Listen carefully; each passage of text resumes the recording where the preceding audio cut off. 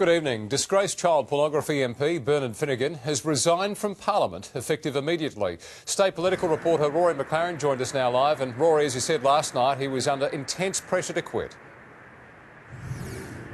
He certainly was, Brenton, and that pressure wasn't just coming from his former Labor Party colleagues, but practically all sides of politics were calling on him to quit. Now, events did take a bit of an ugly turn overnight. It appears that Finnigan's house was actually targeted by vandals, his front fence damaged, and it appears a window was also smashed.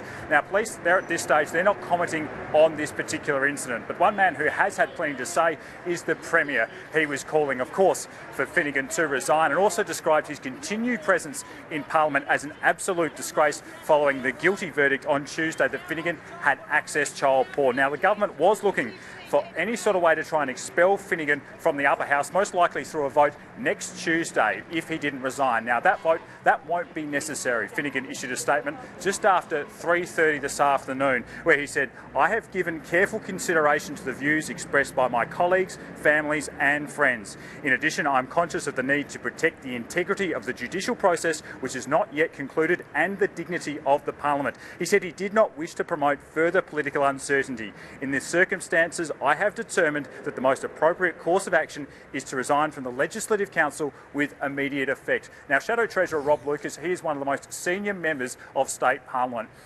He came out this afternoon and responded. So too did Labor Minister Gail Gago.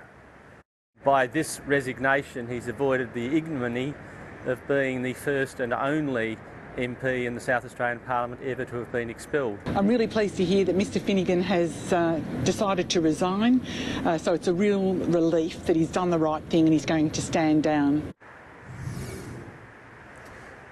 Now, Premier Jay Weatherall, he also weighed in this afternoon with a very concise one-line statement which said the proper course of action has now been taken. Now, as to who will replace Bernard Finnigan, well, that's up to the Labor Party. He was elected as a Labor Party member back in 2010. The man who is widely tipped to fill the vacant seat is Michael Brown. He is, of course, a former State Labor Party Secretary. Brenton and Kate.